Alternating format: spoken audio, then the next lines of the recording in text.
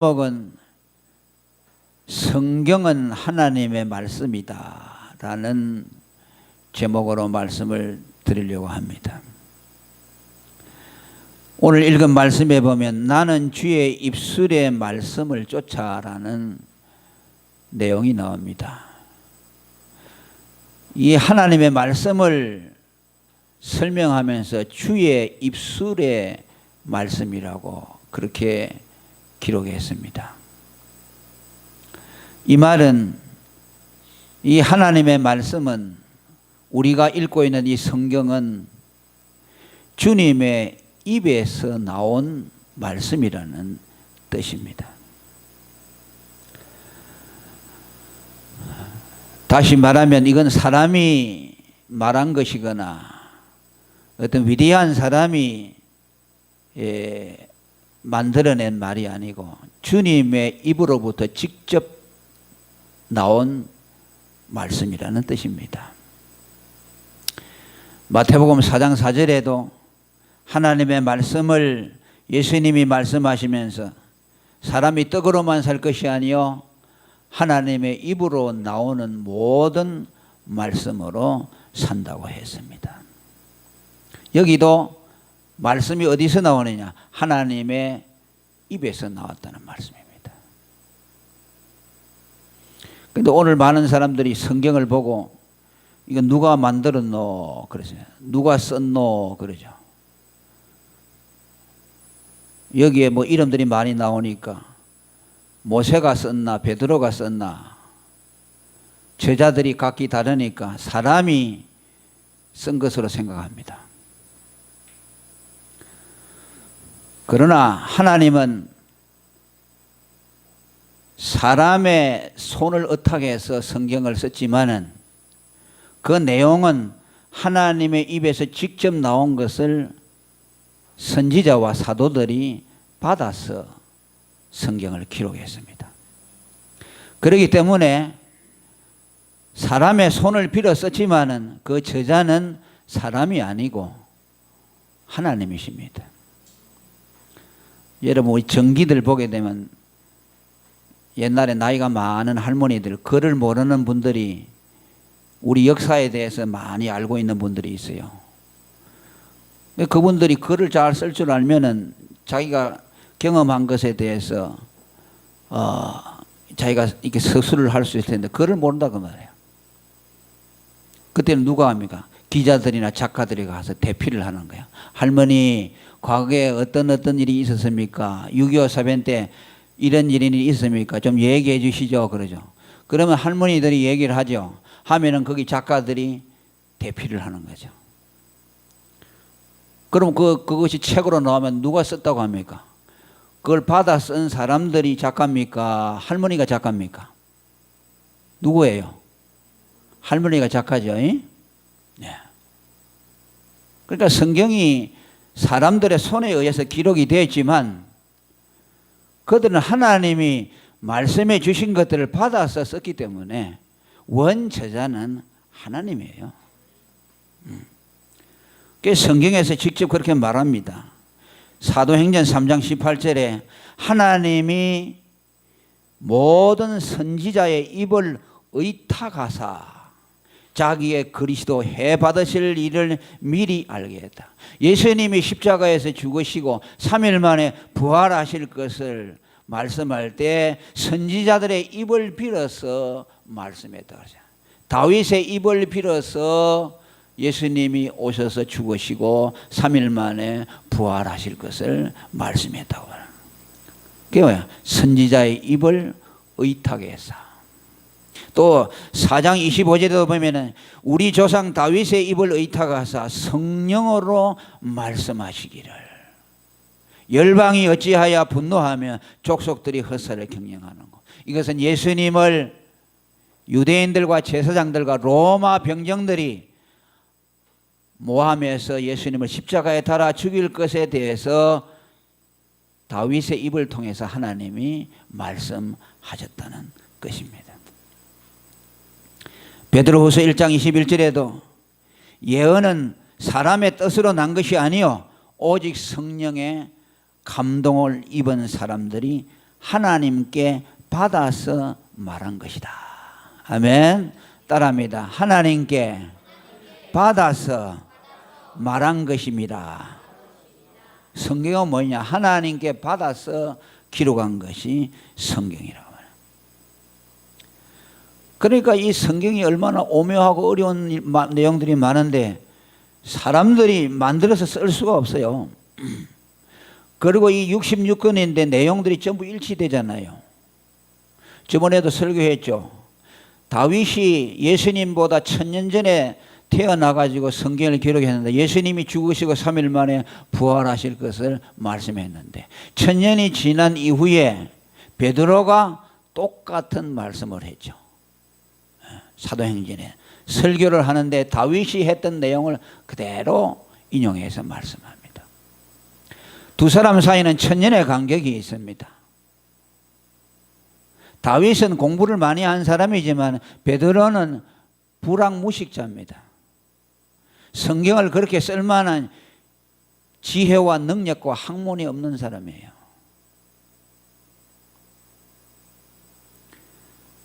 얼마나 베드로가 무식했으면요. 베드로가 오순절 성령을 받고 예수님이 고난당하시는 것에 대해서 사도행전 4장에 쭉 기록하고 있어요. 그런데 사람들이 깜짝 놀랍니다. 저 베드로와 요한은 본래 학문이 없는 사람인데 말을 저렇게 잘하노라고 했어요. 어부 아닙니까? 배운 것이 없어요. 그런데 성경 말씀을 줄줄줄줄줄줄 하는데 마치 자기가 뭐 배워서 하는 것처럼 그렇게 설교를 했어요. 사람들이 깜짝 놀랄 정도였습니다. 누가 했습니까? 성령이 베드로의 입을 통해서 말씀했어요. 여러분, 예수님도 12살 때요, 예루살렘에 유월절 호적하러 갔다가 성전에서 율법학자들과 성경 논쟁이 벌어집니다. 그런데요, 율법학자들이 당해내지를 못했어요.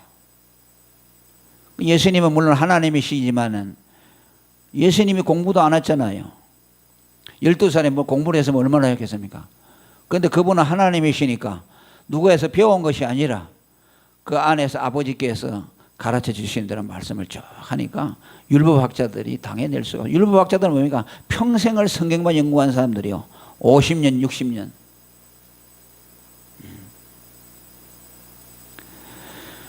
그러니까 오늘 우리들이 성경을 대할 때는 언제나 하나님의 입으로부터 나온 말씀이다라는 존경심을 가지고 성경을 대해야 됩니다. 칼빈 선생이 이런 말을 했습니다. 여러분들이 성경을 읽을 때는 지금 하나님의 하늘에서 성경을 뚝 떨어뜨려 주신 것처럼 공경하는 마음을 가지고 성경을 읽으라고 그랬어요. 바로 하늘에서 그냥 뚝 떨어져서 하나님이 내게 직접 주신 것처럼 그렇게 성경에 대한 존경심을 가지고 있어요. 왜? 성경은 하나님의 말씀이기 때문에. 옛날에 여러분 국가적인 범죄자들이 유배 간다든지 저 귀양살이 가면은 이따가 그 왕이 보낸 그 있잖아요. 그 사람들이 와가지고 어명을 받아라 그러잖아요. 그러면 딱 이 족자를 펼쳐두고 죄인 누구는 와서 어명을 받아라 하자. 그럼 어떻게 합니까? 그 죄인은 딱 무릎을 꿇고 그 앞에 섭니다. 왜? 그 사람이 읽는 것은 임금이 읽는 것이니까 바로 임금 앞에서 받는 것과 같아요. 그죠? 하나님의 말씀이 그와 같아요. 아멘. 하나님의 말씀을 그런 태도로 읽어야 된다고 말이에요.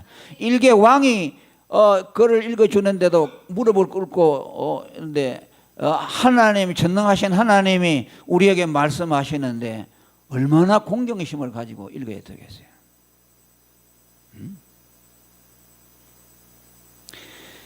일본 사람들은요, 설교 듣는 태도가 달라요. 저도 이렇게 오래 몸이 막 비틀려서 오래 잘 못 앉아있는데 다리도 꼬고 그러는데 일본 사람들은요 2시간 동안 꼼짝 안 하고 그분들은 설교를 이렇게 적어요. 그분들은 예배도 학구적으로 드려요. 누구든지 일본 교인들 보고 놀라는 게 뭐냐면 2시간 설교하는데 꼼짝 안 하고 흐트러지는 자세가 없어진다는 거예요. 그 사람들은 뭐 하나님을 경외해서 그런지 모르지만 사무라이 정신이 있어서 그런지도 모르지만은 그 훈련이 되어 있어요.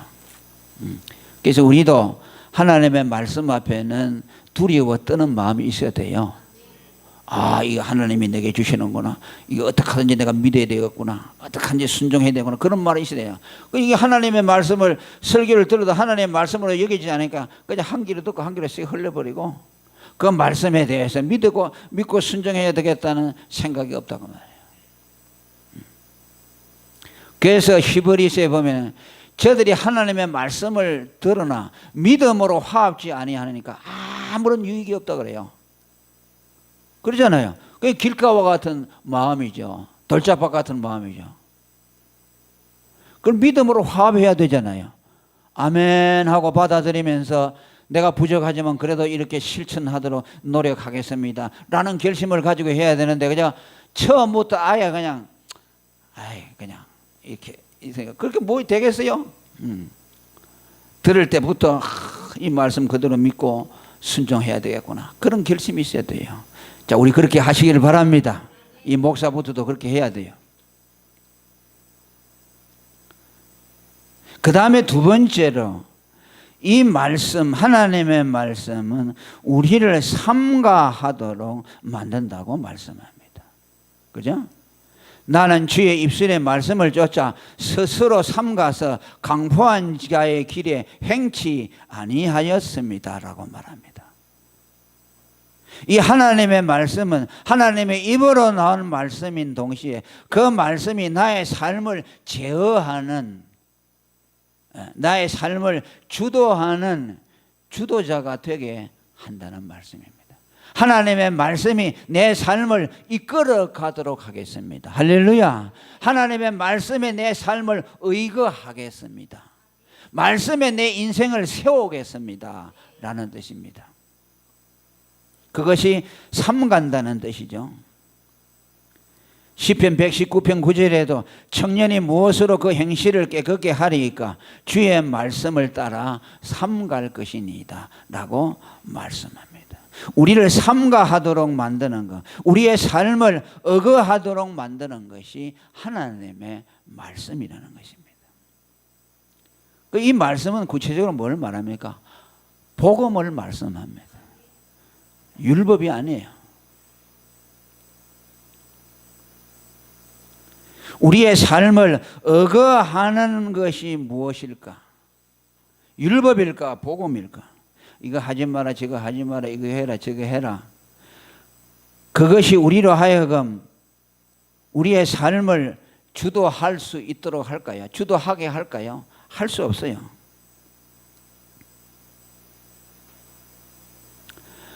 복음이 우리의 삶을 의거하도록 해야 돼요. 예수 그리스도의 십자가의 대속의 복음이 우리 삶의 주장자가 되어서 그 예수님의 음성을 듣고 그 음성의 지배를 받아서 우리의 삶을 거기에 의거하는 거죠. 예수 믿고 난 이후에 구원받은 사람에게는 여러분 그때부터는 율법이 그를 주도하는 것이 아니라 그리스도의 복음이 주도하도록 해야 합니다. 그래서 구약을 읽을 때 조심해서 읽어야 되고 구약 말씀을 그대로 문자적으로 해석을 하게 되면 율법주의에 빠지게 됩니다.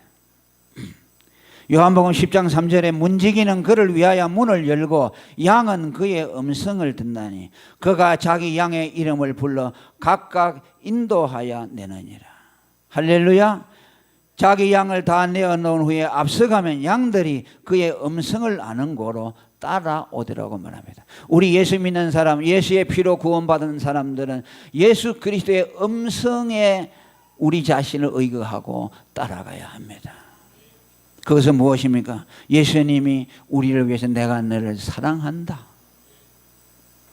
내가 너의 죄를 다 대속했다. 내가 너를 위해 죽었다. 내가 하나님의 아들이다. 나를 믿기만 하면 너에게 살 길이 열린다. 그 음성을 우리는 들어야 합니다. 그 음성이 우리 삶을 주도해 나갑니다. 찬송가 319장에 보면 온유한 주님의 음성 내 귀에 속삭이네. 내 마음 문을 두드리니 왜 주님을 피하느냐. 피하지 말라 피하지 말라. 우리가 곁길로 피해도 마음속에 오시리. 심판날 당할 때 주님을 너 맞을 준비해. 마음속에 주님을 영접하라. 온유한 주님의 음성. 내가 너를 사랑한다. 내가 너를 위해 죽었다. 내가 너를 대신해서 십자가에 못 박혔다. 이 음성이 오늘 저와 여러분에게 필요합니다.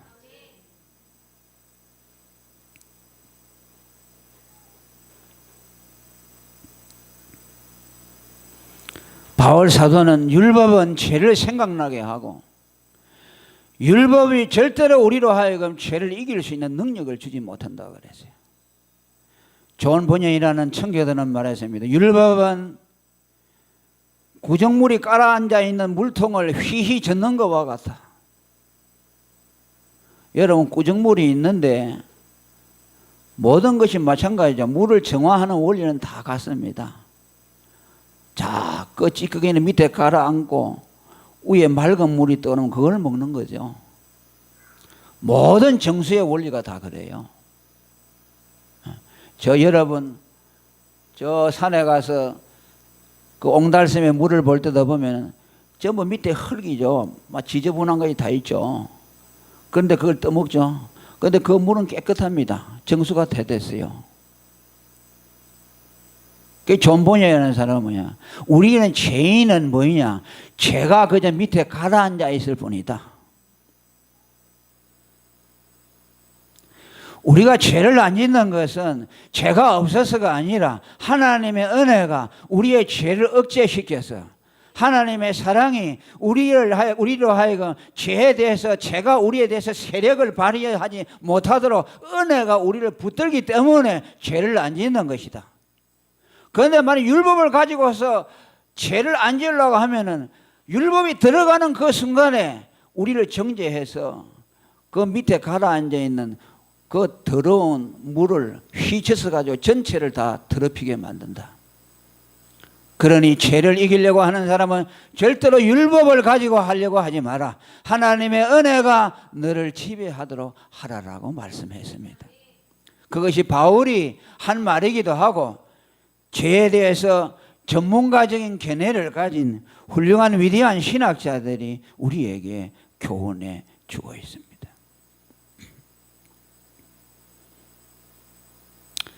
우리는요, 은혜가 지배하지 않으면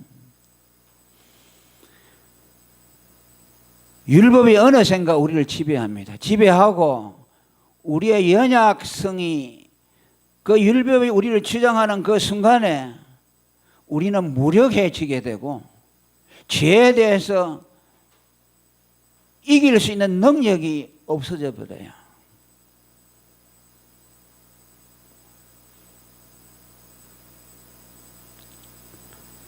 율법을 건드리는 그 순간에 율법의 세력은 강해지고 나는 약해져 버려요.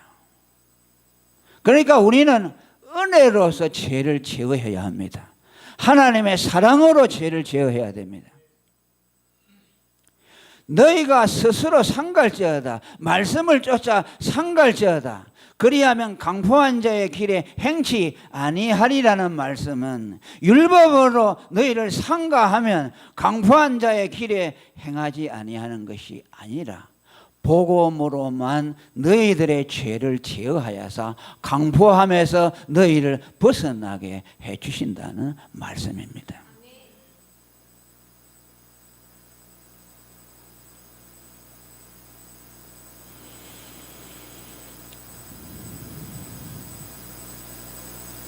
그리고 계속해서 5절에 말합니다.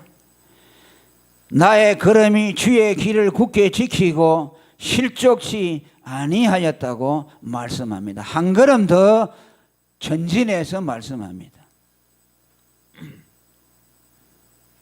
우리로 실족하지 아니하도록 하는 비결을 말씀하는데, 나의 걸음이 주의 길을 굳게 지킴으로 실족지 아니하였다고 말씀합니다. 여기서 주의 길을 굳게 지켰다는 말씀은 새 번역에는 아주 잘 번역이 되었습니다. 내 발걸음이 주님의 발자취만을 따랐기에 그 길에서 벗어난 일이 없었습니다 라고 번역하고 있습니다. 우리가 이 5절을 말씀을 그대로 잘못 적용하면, 내가 율법의 규범을 쫓아서 애를 쓰고 나가면 실족지 아니하겠다는 말로 우리는 곡해하기 쉽습니다. 나의 걸음이 주의 길을 굳게 지킨다는 말씀은 율법적 규범을 지켜 나간다는 뜻이 아니라 보다 적극적인 의미를 가지고 있는데, 나를 위해 죽어주신 주님의 은혜가 너무 감사해서 나도 주님의 발자취를 따라가겠다는 태도를 말하고 있습니다. 내가 율법대로 주의 규범을 잘 지켜서 거기에서 벗어나지 않겠습니다라는 각오가 아니라, 새 번역에서 말씀한 대로 주님의 발자취를 따라가겠다. 나를 위해서 고난당하신 예수 그리스도의 그 발자취를 따라가겠다는 자세로 살아나갈 때 우리는 실족하지 아니한다는 뜻입니다. 겨우 율법을 하지 마라 하라 그거 가지고 씨름하면서 이거 죄냐 아니냐 이렇게 해 나감으로 해서 우리가 실족에서 우리를 건지는 것이 아니라, 적극적으로 나를 위해 죽어주신 예수님의 그 십자가의 고난을 생각하면서 나도 그 사랑의 감격에서 주의 십자가를 따라가겠습니다 라고 할 때에 우리는 실족에서 건짐을 받는다는 뜻입니다. 이것은 우리 신앙의 하나의 원리입니다. 우리 예수 믿는 사람은 그저 죄 안 짓고 무엇이 옳으냐 그러냐 이거 가지고 따지면서 그저 정직하게 살아가느냐, 그것이 목적이 아닙니다. 우리는 그것을 뛰어넘어야 합니다. 왜? 예수님이 우리를 위해 죽어주시고 율법을 성취했기 때문에 우리의 표준은 그것을 뛰어넘어서 주님이 나를 위해서 대신 율법을 이루어 주신 그 사랑의 감격에서 그 주님의 사랑을 내가 보답해야 되겠다는 사랑의 강건이 우리 삶의 원리가 되어야 됩니다.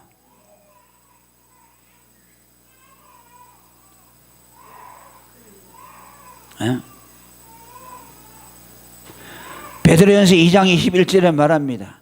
그리스도가 너희를 위하여 고난을 받으사 너희에게 본을 끼쳐 그 자취를 따라오게 하려 하셨다고 말합니다. 예수님이 우리를 위해 고난을 받으신 것은 우리를 구원해 주실 뿐만 아니라 우리도 예수님의 발자취를 따라오도록 하기 위해서 친히 모범을 보여주셨다는 말씀입니다. 이건 뭐입니까? 사랑이죠. 주님이 나 같은 거 위해 죽어주셨으니, 지옥 갈 나를 지옥에서 건져주셨으니 너무 고맙다. 나도 주님을 위해서 살아야 되겠다. 주님이 나를 위해서 그렇게 희생을 했으니까 나도 주님을 위해서 뭔가 희생하고 싶다. 그것이 그리스도인의 삶의 원리입니다. 사랑이요, 은혜예요. 우리를 움직이는 원리는 율법이 아니고 사랑이요. 이걸 모른다면 우리는 그리스도인이 아니요. 여전히 율법의 지배에 따라서 그저 옳은 거 행하고 하지 말는 거 안 했다, 아태했다, 이 정도로서 산다면 그 사람은 그리스도인이라고 할 수가 없어요.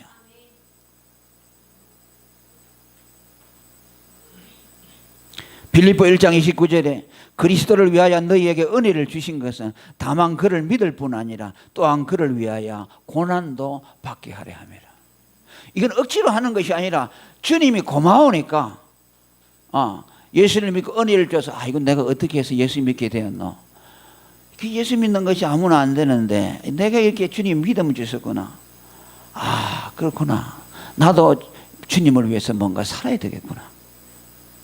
그러니까 믿을 뿐만 아니라 고난도 스스로 자원하게 된다는 말씀입니다.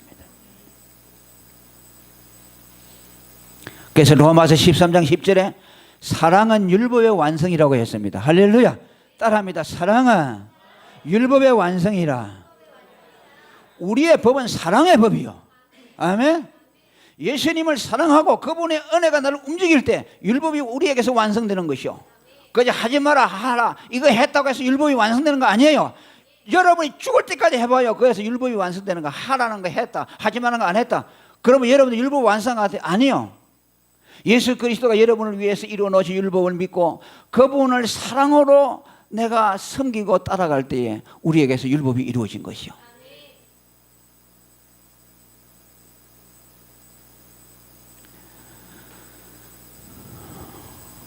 그러면서 바울은 계속해서 말합니다.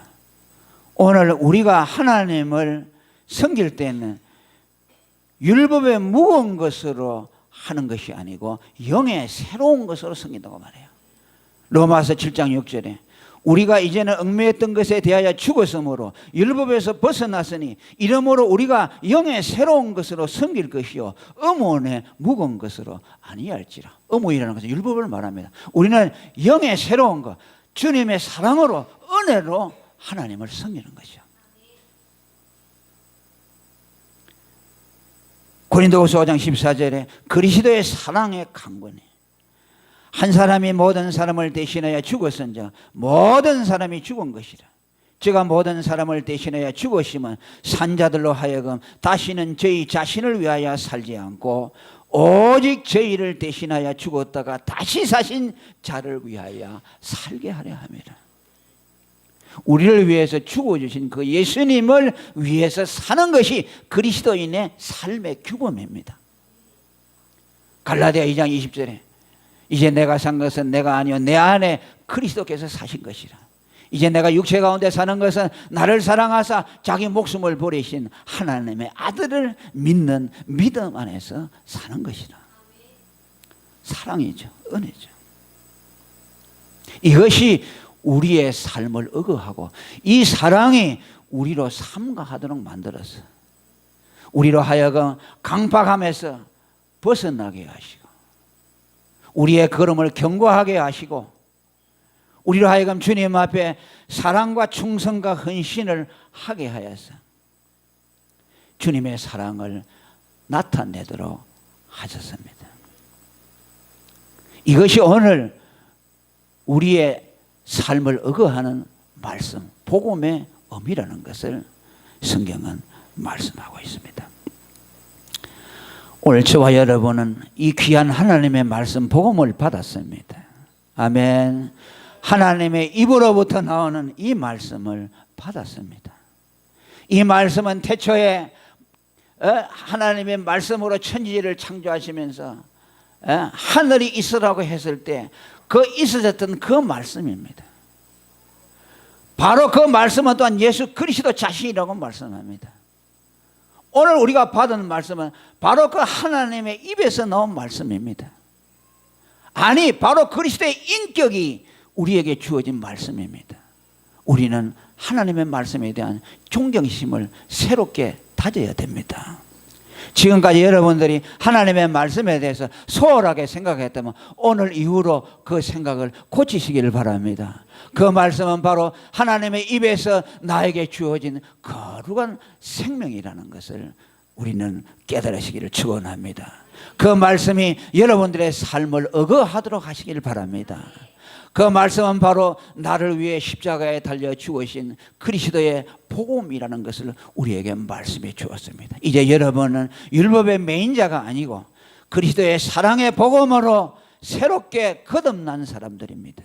이제 여러분들을 주장하는 것은 율법이 아니고 이제 그리스도의 생명이 여러분들을 주장하고 있습니다. 그분의 사랑이 주장하고 있습니다. 이제 여러분들은 삶의 규범으로서 율법으로 돌아가려고 하지 말고 그분의 사랑을 여러분들의 삶의 규범으로 삼으시기를 바랍니다. 그분의 은혜가 여러분들을 움직이게 하시기를 바랍니다. 할렐루야! 자식이 부모의 사랑을 깨달아 그때부터 효도하게 되는 것처럼 그 사랑을 깨닫기 전에는 그저 겨우 자식으로서 요만하면 내가 뭐 아들로서 딸로서 그저 부모에게 할 만큼 했다, 그게 아니라 그건 철이 없을 때죠. 정말 부모의 사랑을 깨달아 나서는 정말 부모가 내게 생명과도 귀한 것을 주셨구나라는 걸 깨달을 때에 우리는 그때부터 부모에게 효도할 수 있는 것처럼 하나님에 대해서도 그런 사랑이 여러분 안에 부어지기를 축원합니다. 그 사랑으로 남은 생에 하나님을 사랑하시고 그분을 위해서 헌신하는 여러분이 되기를 축원합니다. 통성으로 기도하겠습니다. 주여, 선하신